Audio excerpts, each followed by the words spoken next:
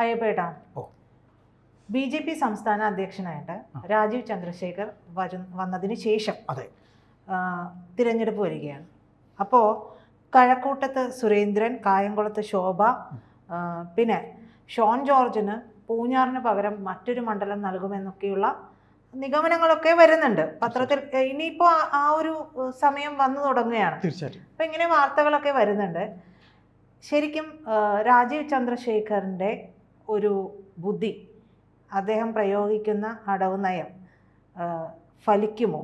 ഇതൊക്കെ തന്നെ ആയിരിക്കുമോ മണ്ഡലങ്ങൾ ഇവർക്കൊക്കെ നൽകുന്നത്? രാജീവ് ചന്ദ്രശേഖർ എന്ന ടെക്നോക്രാറ്റ്, അദ്ദേഹം ഒരു ഭയങ്കര പ്രൊഫഷണൽ അപ്രോച്ചുള്ള ആളാണ്. അദ്ദേഹത്തെക്കുറിച്ച് ഒരു ചെറിയൊരു ഇൻട്രൊഡക്ഷൻ പറയാൻ നമുക്ക് ഇത് പറയാൻ പറ്റില്ല.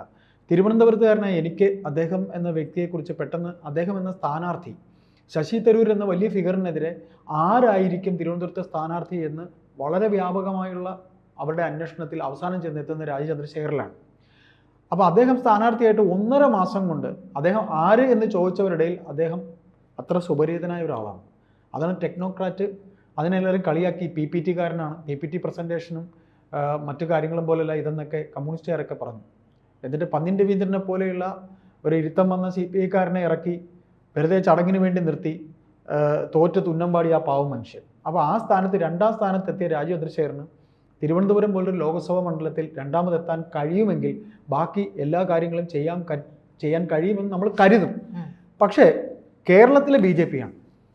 കേരളത്തിലെ BJP കുറിച്ച് നമ്മൾ പ്രത്യേകിച്ച് പറയേണ്ട കാര്യമില്ല. കൊടകര കുഴൽപ്പണ കേസ് മുതൽ ഈ പറയുന്ന കേസിലെ ആ ഒരു വ്യക്തി, ആ കേസിൽ പിടിക്കപ്പെട്ട വ്യക്തി മുതൽ ഈ പറയുന്ന BJP എന്ന് പറയുന്ന പാർട്ടി മറ്റേത് പാർട്ടിയേക്കാളും പടലപ്പിണക്കങ്ങളും തമ്മിൽ അങ്ങോട്ടും ഇങ്ങോട്ടും പണിയുമൊക്കെ ആയിട്ടുള്ള ഒരു പാർട്ടിയാണ്. അപ്പോൾ ഇദ്ദേഹം വരുമ്പോൾ, ഇദ്ദേഹം BJPയുടെ പ്രസിഡൻ്റായി വന്ന രംഗമൊക്കെ ഓർമ്മയുണ്ടല്ലോ. ശോഭാ സുരേന്ദ്രന് വേണ്ടി ഒരു പക്ഷം, ശോഭാ സുരേന്ദ്രൻ ഇനി പ്രസിഡന്റ് ആകാൻ വേണ്ടി എന്ത് ഗെയിം കളിച്ചോ അതിനെ എതിർത്തുകൊണ്ട് മറുവിഭാഗം എങ്ങനെ ഇവരെ ആകാതിരിക്കണം എന്ന രീതിയിലാണ് പോയത്. അതിവിടെ ഭരണത്തിൽ വരുന്നതിനോ അല്ലെങ്കിൽ 2 MLA കൂട്ടുന്നതിനോ അല്ല അവരുടെ വിഷയം. അവർക്ക് അങ്ങോട്ടും ഇങ്ങോട്ടുള്ള ഗ്രൂപ്പ് തിരിഞ്ഞുള്ള അടിയാണ് ഇപ്പോഴും നടന്നുകൊണ്ടിരിക്കുന്നത്. അവിടെയാണ് ഈ പറയുന്ന രാജീവ് ചന്ദ്രശേഖർ എന്ന ഒരു ടെക്നോക്രാറ്റ് വരുന്നത്. എന്തുകൊണ്ട് അദ്ദേഹത്തെ കൊണ്ടുവന്നെന്ന് ചോദിച്ചാൽ, ഇതിലൊന്നും പെടാത്തൊരാളെന്ന് പറഞ്ഞ ഒരാൾ വരുമ്പോൾ എന്താണ് ഈ താഴെക്കിടയിലുള്ള അണികളുടെ മനസ്സിലിരിപ്പ് എന്ന് അറിയാൻ കഴിയും എന്നുള്ള അവരുടെ ബുദ്ധികേന്ദ്രമായ RSSൻ്റെ ബുദ്ധികേന്ദ്രം, അല്ലെങ്കിൽ കേന്ദ്രത്തിൻ്റെ നരേന്ദ്രമോദിയുടെയൊക്കെ ബുദ്ധികേന്ദ്രമാണ് അത് ചെയ്യിപ്പിച്ചത്. അപ്പോൾ അത്തരത്തിൽ വരുമ്പോൾ ഈ പറഞ്ഞ സീറ്റുകൾ, ശോഭാ സുരേന്ദ്രൻ ഒരു ക്രൗഡ് പുള്ളറാണ്, അവരെവിടെ നിർത്തിയാലും ജയിക്കും എന്നൊക്കെയുള്ളതിന് നമുക്ക് ഒരുപാട് ദൃഷ്ടാന്തങ്ങളുണ്ട്, തെളിവുകളുണ്ട്. പക്ഷേ ഇതിനകത്തൊരു വിഷയം എന്ന് പറഞ്ഞു കഴിഞ്ഞാൽ നിയമസഭാ തിരഞ്ഞെടുപ്പാണ്. ഒരുപാട് ഘടകങ്ങളുമുണ്ട്. ഇപ്പോൾ കായംകുളത്താണ് ഈ പറയുന്ന ശോഭാ സുരേന്ദ്രൻ മത്സരിക്കുന്നത് എന്ന് പറയുന്നത്.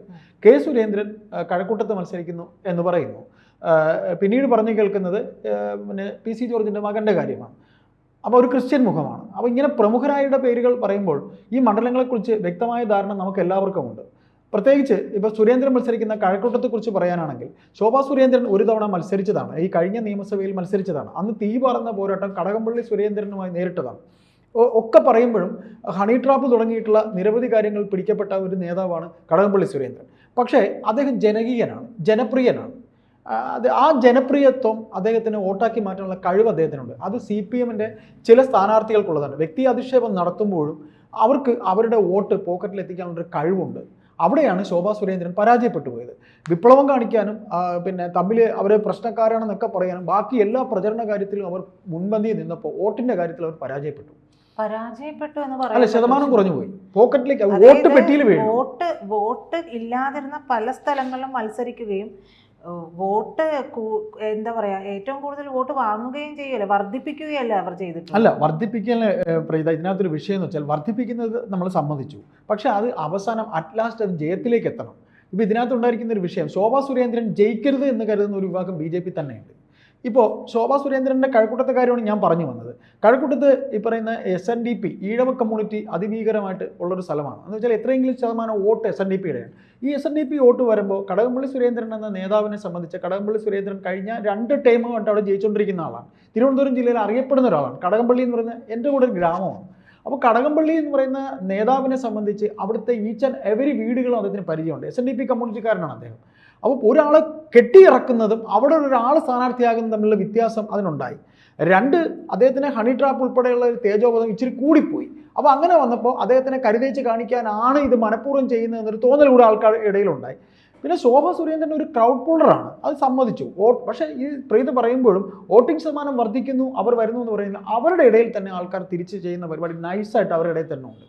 പിന്നെ വോട്ടെന്ന് പറയുന്ന പെട്ടിയിലാവണം, അല്ലാതെ ഈ പറയുന്ന സെക്കൻഡ് സ്ഥാനത്തൊക്കെ നിൽക്കുന്നത് അതാണ് ബി ജെ പിക്ക് പറ്റിക്കൊണ്ടിരിക്കുന്ന ഏറ്റവും വലിയ പിഴവെന്ന് പറഞ്ഞാൽ. അവർക്കിടയിൽ തന്നെ അതിഭീകരമായ പാലം വലിയുണ്ട്, അതിഭീകരമായ പാലം വലി എന്ന് വെച്ചാൽ ഇവരെ തോൽപ്പിക്കുക എന്നുള്ള ഒരു ടീമിൻ്റെ ഒരു ഉദ്യമമാണ് അവനകത്തൊരു. അത് ഏത് പക്ഷമാണെന്ന് നമുക്ക് പറയാൻ പറ്റില്ല. ഇപ്പോൾ അവർ കഴക്കൂട്ടത്തിൽ നിന്ന് മാറി കായംകുളം പോകുമ്പോൾ അവിടെ നിരവധി വിഷയങ്ങളുണ്ട്. SDPIയുടെ ശക്തി കേന്ദ്രമാണ്. SDPIക്ക് നിരവധി സോഴ്സുകളുള്ളൊരു സ്ഥലം. ഇപ്പോഴും SDPI അവിടെ സ്ട്രോങ് ആണ്. അവിടെയാണ് പ്രതിഭാകരി ജയിച്ചിരിക്കുന്നത്. പ്രതിഭാകരി സ്ഥാനാർത്ഥിയാകുമോ ഇല്ല എന്നുള്ളതിന് പിന്നത്തെ കാര്യം. പ്രതിഭാകരി നിന്നാലും ജയിക്കുന്ന കാര്യം ബുദ്ധിമുട്ടാണ്. അവിടുത്തെ കോൺഗ്രസ് സ്ഥാനാർത്ഥി ആരെന്ന് കൂടെ കണ്ട ശേഷമേ അറിയാൻ കഴിയുള്ളൂ. പിന്നെ നിയമസഭയാണ്. ഈ SDPIയുടെ ഡമ്മിയിൽ ഇനി ആരെങ്കിലും വേറെ സ്ഥാനാർത്ഥിയായാൽ കുറേ വോട്ട് അങ്ങോട്ട് പോകും. ആ വോട്ട് മിക്കവാറും പോകേണ്ടത് CPM-ന്റെ സ്ഥാനാർത്ഥിക്കായിരിക്കും. അതുകൊണ്ട് തന്നെ ഞാൻ നേരത്തെ പറഞ്ഞല്ലോ, ഈ പറയുന്നത് പോലെ ശോഭാ സുരേന്ദ്രൻ ക്രൗഡ് പുള്ളറാണ്. അവർ വിജയിച്ച കാര്യമല്ല നമ്മൾ പറയുന്നത്. അവർക്ക് വോട്ടിംഗ് ശതമാനം ഉയർത്താൻ സാധിച്ചിട്ടുണ്ട്. അത് BJPക്ക് തീർത്തും വോട്ടില്ലാതിരുന്ന സ്ഥലങ്ങളിലാണ് ഈ വോട്ടിംഗ് ശതമാനം ഉയർത്തിക്കൊണ്ട് വന്നിട്ടുള്ളത്. ഇപ്പൊ ഈ കായംകുളത്ത് എന്ന് പറയുമ്പോൾ BJP ഇങ്ങനെ ശോഭാ സുരേന്ദ്രനെ പരീക്ഷിക്കുന്നു എന്ന് പറയുമ്പോൾ എനിക്ക് തോന്നിയ ഒരു കാര്യം, ചേട്ടൻ പറഞ്ഞല്ലോ SDPIയുടെ കേന്ദ്രമാണ്. അവിടെ നിന്ന് അവിടെ കുറച്ച് വോട്ടിംഗ് ശതമാനം ഉയർത്താനുള്ള ഒരു തന്ത്രമായിക്കൂടെ? അല്ല, അവിടെ കായംകുളത്ത് ഈഴവ കമ്മ്യൂണിറ്റി ഉണ്ട്. അപ്പോൾ ഈഴവ കമ്മ്യൂണിറ്റി ഹിന്ദു വോട്ടാണ് നോക്കുന്നത്. പക്ഷേ ന്യൂനപക്ഷത്തിന് കുറേയധികം വോട്ടുള്ള സ്ഥലമാണ് കായംകുളം. അപ്പോൾ കായംകുളത്ത് ന്യൂനപക്ഷത്തിൻ്റെ വോട്ട് ഒരു ശക്തിയാകുമ്പോൾ തീർച്ചയായിട്ടും അത് നമ്മൾ നേരത്തെ പറഞ്ഞ പോലെ CPM-ന്റെ സ്ഥാനാർത്ഥി മിക്കവാറും ഒരു മുസ്ലിം സ്ഥാനാർത്ഥിയാകാനാണ് സാധ്യത. പ്രതിഭാഹരിയൊക്കെ ഒരുപാട് അലിഗേഷനൊക്കെ വന്നുകൊണ്ട് പ്രതിഭാഹരിയെ മാറ്റാൻ സാധ്യതയുണ്ട്. വളരെ കഷ്ടപ്പെട്ടാണ് പ്രതിഭാഹരി കഴിഞ്ഞ തവണ ജയിച്ചത്. പിന്നെ ഒക്കെയും പറയുമ്പോഴും CPM എന്ന് പറയുന്ന പാർട്ടിയെ സംബന്ധിച്ച് ഇവരുടെ സംഘടനാ രീതിയല്ല.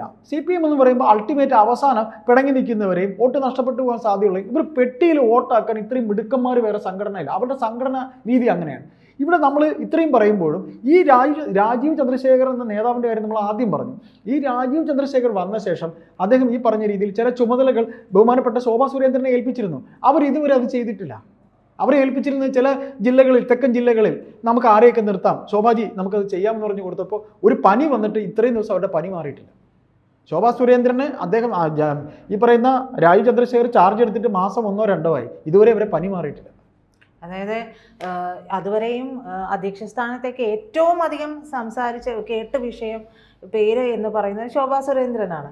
അവസാനം അവിടെ നിന്ന് ഇറങ്ങിപ്പോകുന്ന ഒരു വിഷയം വരുന്നു. അപ്പോൾ പിന്നീട് പറയുന്നു അത് ഞാൻ കാറ് നോക്കാൻ വേണ്ടി പോയതാണ് എന്നൊക്കെ പറയുന്നു. അതിലുള്ള ഒരു നീരസം തന്നെയായിരിക്കും, അധ്യക്ഷ സ്ഥാനം കിട്ടാത്തതിലുള്ള നീരസം ആയിരിക്കുമോ ഈ കാണിക്കുന്നത്? പ്രജിത, ഇതിനകത്ത് എന്തുകൊണ്ട് ശോഭാ സുരേന്ദ്രനെ പ്രസിഡന്റ് ആക്കിയില്ല എന്നുള്ളത് പ്രജിതയ്ക്ക് മനസ്സിലായിട്ടുണ്ടോ? അതായത് ഒരു സംഘടനയുടെ നേതാവ് എന്ന് പറയുമ്പോൾ അയാൾക്ക് ചില ക്വാളിറ്റീസ് വേണം, ഒരു ക്വാളിറ്റി വേണം. എന്താണ്? നമ്മുടെ ഇതിനകത്ത് നടക്കുന്ന കാര്യങ്ങളുണ്ട്, ആ കാര്യങ്ങൾ നമ്മുടെ ഇതിനകത്ത് നിർത്തുക. കണ്ട മാധ്യമങ്ങളുടെ മുന്നിലെത്തിയിട്ട് കൊട്ടിഘോഷിക്കുന്ന ഒരു നേതാവിന് എത്ര പക്വതയാണുള്ളത്? ഒരു രാഷ്ട്രീയ പക്വത എന്ന് പറഞ്ഞൊരു സാധനമുണ്ട്, രാഷ്ട്രീയ മാന്യത എന്ന് പറഞ്ഞൊരു സാധനമുണ്ട്. അതവർക്ക് വേണം, അതവർക്കില്ല. അതാണ് നമ്മൾ നിരീക്ഷണത്തിൽ കണ്ടെത്താൻ കഴിഞ്ഞത്. നമ്മുടെയല്ല, അവരുടെ കേന്ദ്ര നേതൃത്വത്തിൻ്റെ നിരീക്ഷണം അതാണ്. എന്തുകൊണ്ട് കെ സുധാകരൻ ഇത്രയും വലിയ ആൾക്കാരുടെ ഇടയിലെ ഒരാളായെങ്കിലും അദ്ദേഹത്തിന് ഒരു ചെറിയൊരു പ്രശ്നം ഉണ്ടായിട്ടുള്ളത്?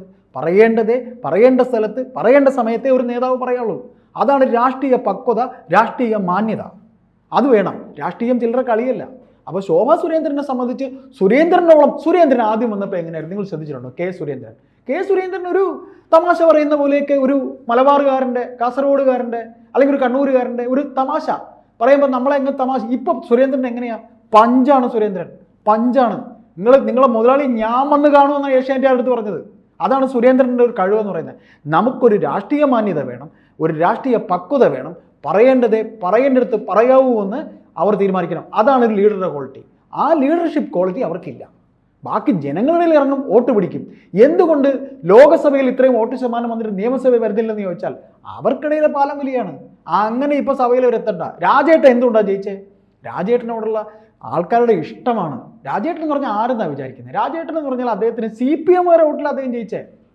അപ്പോൾ BJPയെ സംബന്ധിച്ച് സുരേഷ് ഗോപി ജയിച്ചു എന്ന് പറഞ്ഞാൽ അത് വേറൊരു കാര്യം കൂടെ ഉണ്ട്. ബി ജെ പിയിൽ അവരുടെ രാഷ്ട്രീയ പാർട്ടിയിൽ ഇല്ലാത്ത ഒരാളാണ് സുരേഷ് ഗോപി. അവർ നിശ്ചയിച്ച ആളല്ല, അവരുടെ പാർട്ടിക്കാരനല്ല. സുരേഷ് ഗോപി പുറത്തുനിന്ന് വന്ന ഒരാളാണ്. ആ ജയം എന്ന് പറയുന്നത് ഇവിടുത്തെ പാർട്ടിക്കാരുടെ ജയമല്ല. അപ്പം നമുക്കിതിൽ നിന്ന് മനസ്സിലാക്കാനുള്ളത് ദ അൾട്ടിമേറ്റ് എന്ന് പറയുന്നത് വോട്ട് ശതമാനം കൂടിയിട്ടുണ്ടാകും, ഒക്കെ ശരിയാണ്. അവരുടെ രാഷ്ട്രീയ പക്വത അവർ തന്നെ വർദ്ധിപ്പിച്ചില്ലെങ്കിൽ ബി ജെ പിക്ക് ഈ പറയുന്ന കൊട്ടിഘോഷിക്കൽ നടക്കില്ല. നിയമസഭ എന്ന് പറയുമ്പോൾ ജനം കാണുന്നത് ഈ ലോകസഭ കാണുന്ന പോലെ അല്ല. നിയമസഭ ഡിഫറൻ്റ് ആണ്, അൾട്ടിമേറ്റ് ഡിഫറൻ്റ് ആണ്. അത് ഇവിടുത്തെ വോട്ടർമാർക്ക് അറിയാം. അത് മനസ്സിലാക്കാൻ ഈ പറയുന്ന നേതാക്കൾക്ക് കഴിഞ്ഞാൽ അത് അവർക്ക് വോട്ടാക്കി മാറ്റാൻ കഴിയും. അത്രേ ഇതിൽ നമുക്ക് പറയാൻ കഴിയുള്ളൂ.